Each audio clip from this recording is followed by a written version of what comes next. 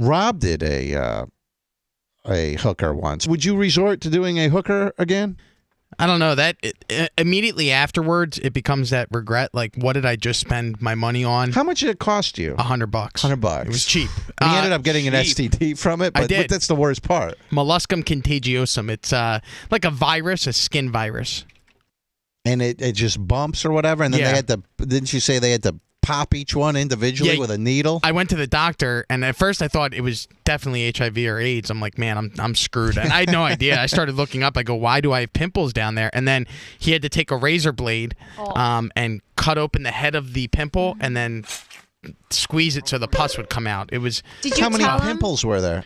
It started off like 1 or 2, and I go, oh, maybe that's just me thinking things, and then it spread like it was like 50. It was like 50. Yeah, my penis had Braille on it. It was insane. Oh. He had to slice 50 pimples on your. Well, no, Johnson. he did the first like 2, and then he's like, and I'll let you handle the rest. You have to go home and stand in front of a mirror and. Did you tell him? Man, you had to pop those, huh? Mm-hmm.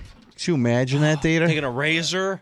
It was a whole setup. I mean, I had a towel. My parents had like a big vanity mirror, so I had to climb up on the dresser, and I'm sitting in front of the vanity mirror, and I had the what's it called? Peroxide. I had peroxide ready. I had the alcohol, and I had a towel, and I'm just sitting there cutting these off and being very careful not to drip any blood or anything else on any other part of my body. Did you tell your parents about this? I mean, you had to get this all set up in your house. No, I would do it when nobody was home.